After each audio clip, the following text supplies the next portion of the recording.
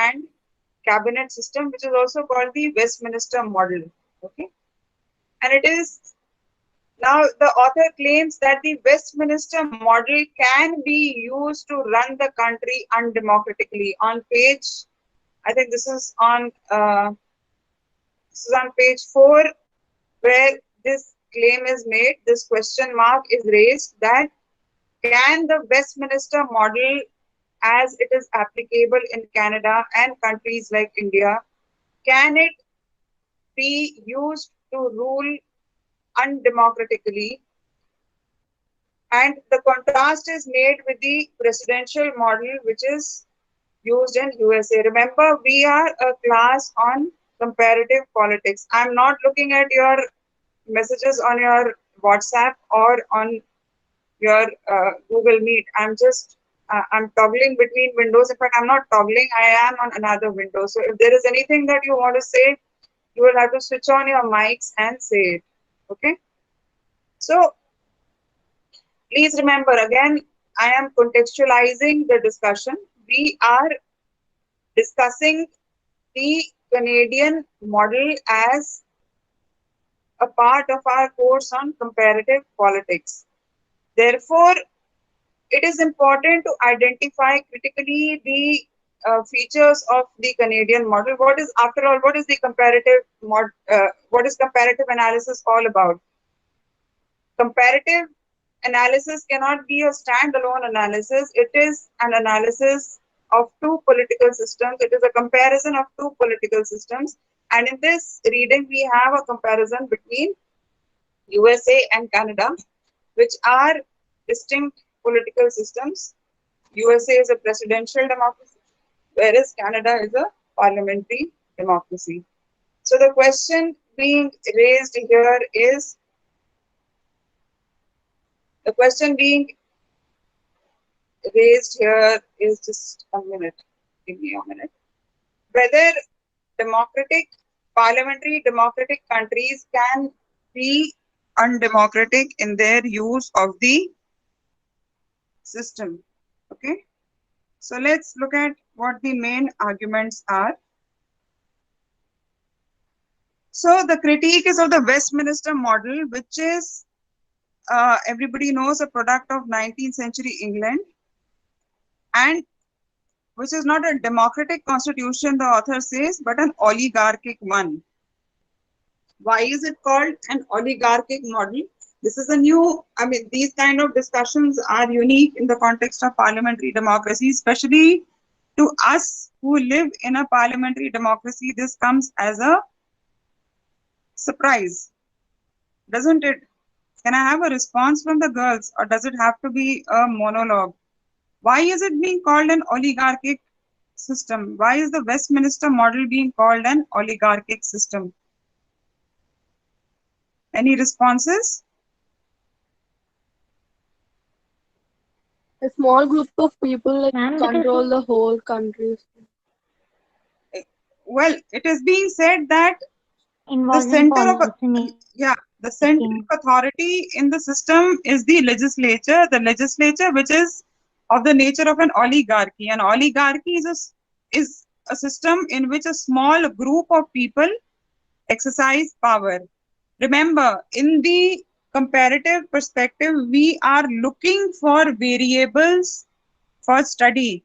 Okay, we are looking for problems for making a comparative analysis between two political systems. So this seems to be a valid point which can be used to compare governments. The point is that we need to study whether the legislature in a parliamentary democracy is representative of the people, or is it representative of a section, a small section of people, and therefore is an oligarchy. Okay. So she further goes on to say that she raises this question, that how powerful is the legislature in Canada? Related question would be, how representative is the legislature in Canada of the various diversities that we see in Canada? Okay. She further goes on to say, in Canada, the power of the executive has become excessive because of the weakness of the parliament and the failure of the public to understand how the system should work. Okay. So, what is the point being made here? There are a number of points being made here, a number of issues which we can look at in the context of Canada. The first issue is whether the legislature represents people or is it an oligarchy? The second question is,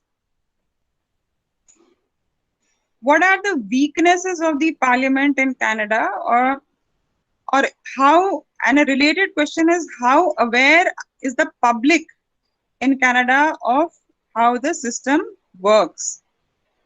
So the bigger question here is that does the public see politics only as a contest between leaders? And another related question is, what is the role of the opposition in Canada? Some of these questions are very interesting in the context of India. For example, in India, is politics just confined to parliamentary elections?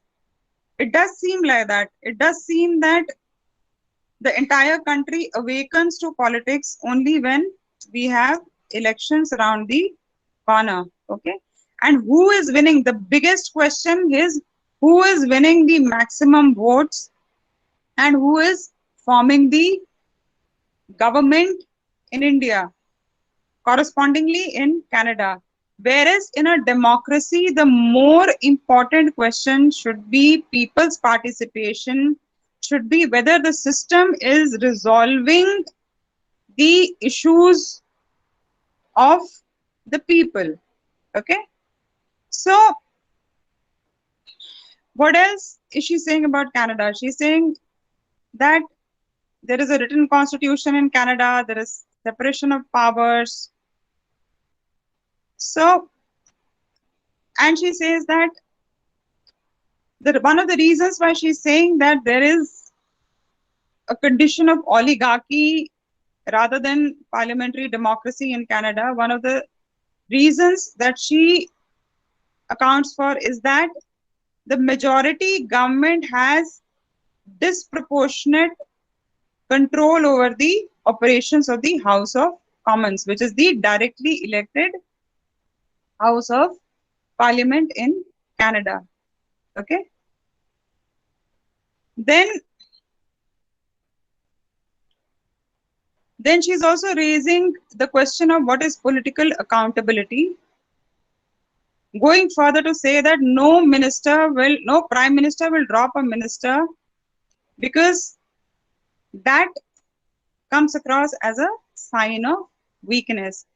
The very interesting picture that is being drawn of the Canadian government. She's consistently referring to Mallory. Mallory is actually one of the key scholars of Canadian government. If you people are able to get your hands on the 2011 edition of Mallory, who talks about the Canadian parliamentary system, that is one of the, it's an advanced reading, but it's an important reading for the Canadian system. Okay. Now here, further, an interesting parallel is being drawn between the Canadian political system and the American political system. Remember, we have 4 country areas. Okay. Our country areas are USA, UK, Canada, and China. Okay.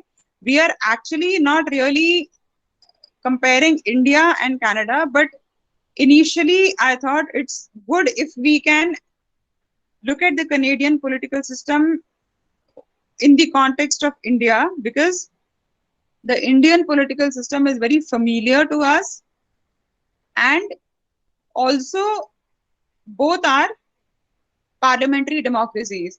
So ultimately, towards the end of this section, we will be trying to draw parallels between Canada and USA as well. Okay. Why? Because both of them are distinct, separate political systems. Okay. Now let's see what she says about the comparison between Canada and USA. So it's a very significant statement being made here on page 5, on page 5 of this 8-page document, which is quite concise. She says that the Canadian political system, while being superior in pro-democratic qualities to that of the United States, in its pure theoretical form, is far more inferior in its currently practiced form. I want you people to note this very carefully. That's a very big claim. Okay. Now, what are the reasons why this claim is being made? I do understand that we have not gone through the American political system, but broadly we know that it's a presidential system in which a lot of power is concentrated in the office of the president. Okay, the president is the directly elected head of government, and a lot of power, a lot of decision making is concentrated in the office of the president. Okay, so let us further try to understand why she is saying that while the Canadian political system may be theoretically superior, it is in practice not a very superior system of government. Let us see why. She says the government of Canada must enjoy the confidence of the House of Commons. This is very clear. You understand it when you look at it in the context of India. For instance, the government of India must enjoy the confidence of the Lok Sabha, okay, confidence of the parliament. So while the President of the United States need not and often does not find his policies supported by one or both houses of the Congress, you can argue that in fact this is less democratic than a parliamentary government. But let us first see how the reverse argument is being made by the scholar. Okay, she says, in other words, in Canada, the government needs a majority support in the House of Commons, which is again a statement which is very familiar to us. Then she says that the majority government often has this support in the House of Commons. So once this majority support is there, then they are in power and can implement policies of their choice. And drawing a contrast with the United States, she says the president cannot expect and often does not receive support for his policies from either House of Congress. Okay.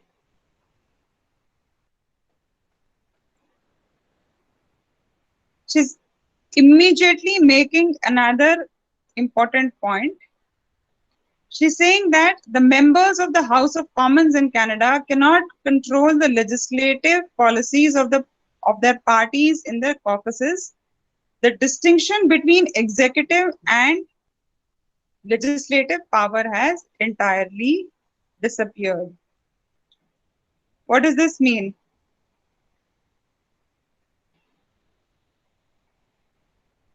Separation of powers is something that is a very distinct feature of parliamentary systems. We discussed it in the last class.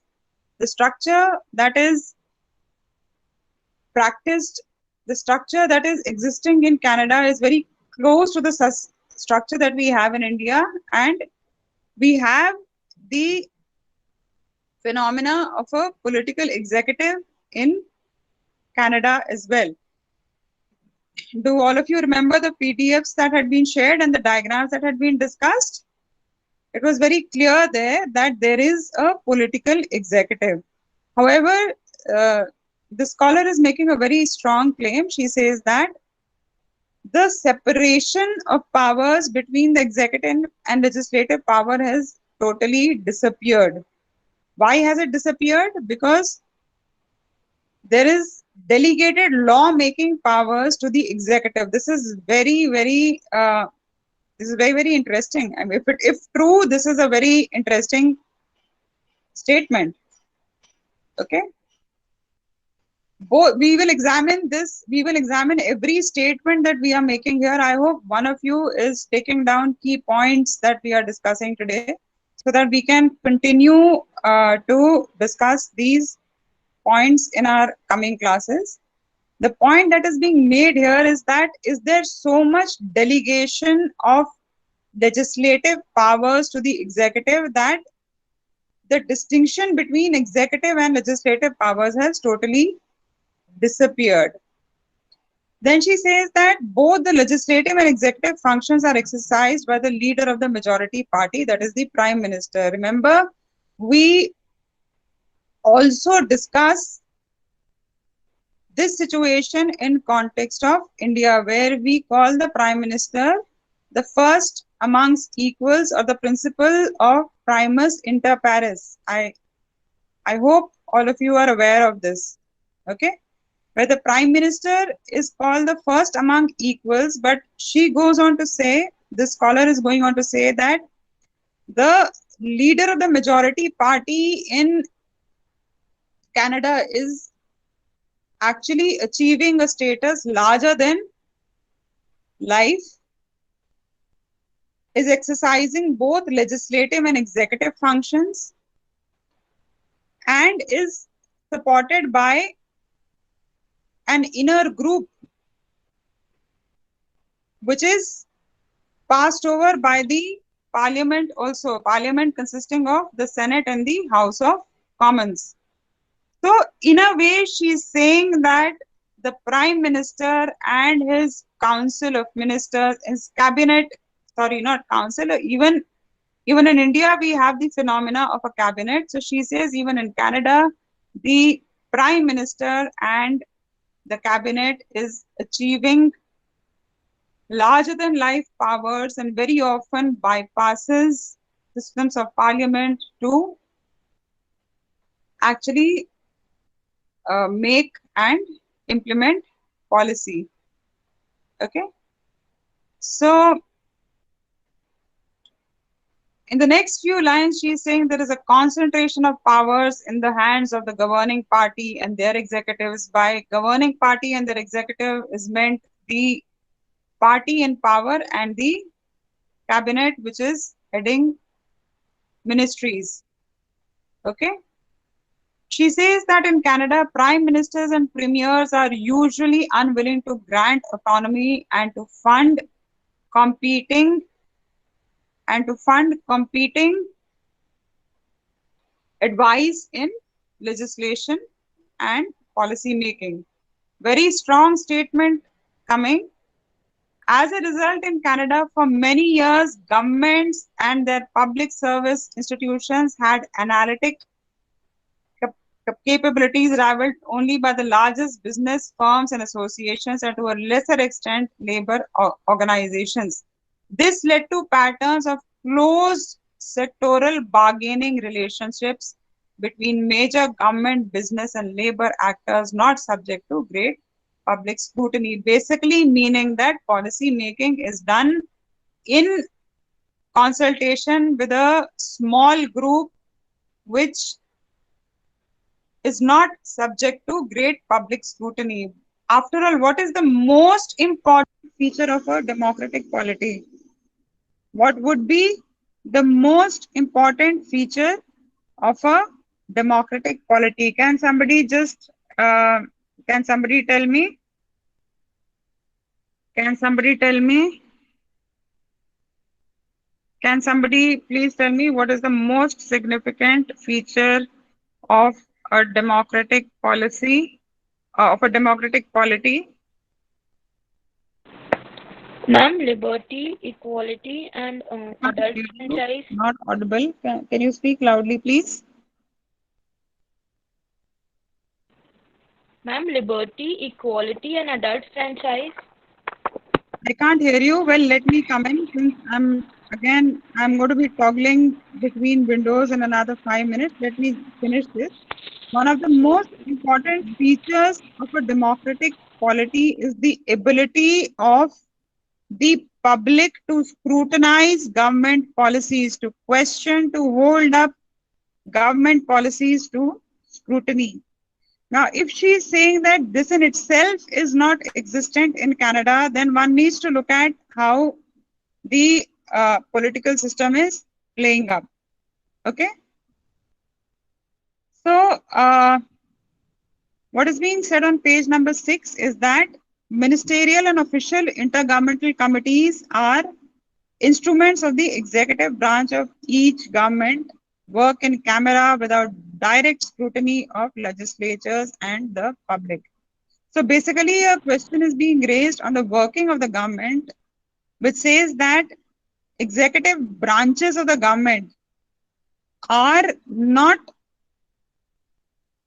taking the debate to the legislature and to the public. Citizens are typically only engaged if certain governments are attempting to build support for positions, usually at the agenda setting stage of policy process. Those of you who have done a course on policy would know that one of the most important stages of the policy making process is agenda setting. And the scholar is going on to say that in Canada, governments only engage with people, with citizens, when they are interested in building support for any policy. So then she further says that the policy analysis of departments and ministries varies widely and is dependent on the size of the government. All ministers and deputy ministers are appointed directly by the prime minister. In some provinces, she says, they also appoint assistant deputy ministers. So she's saying that whatever policy analysis is done in the government is basically pro-government, whereas a policy analysis should be objective. Okay. So coming to coming to a brief summary of this, a number of very important questions have been raised. Manuja or whoever has been jotting down the points, please take to the stage and let's have you summarizing the points that we just discussed. And then we can shut down recording and have another round of discussions. Is anybody willing to take a summary? Because I have toggled now. Is anybody here? 64 people. Anybody here willing to take a recap of what we have done? Okay, so for the time being, you can shut off recording and then we can look at a few more points. We'll wind up and then we can call it a day and look at the other document that we have later on.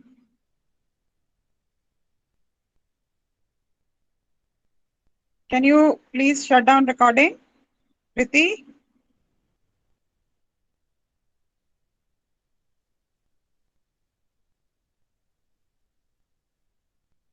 Manuja, can you?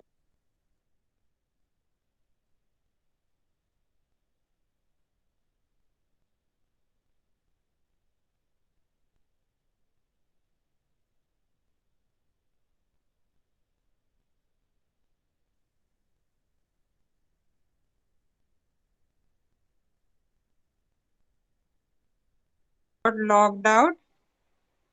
Kriti, are you there in the meeting?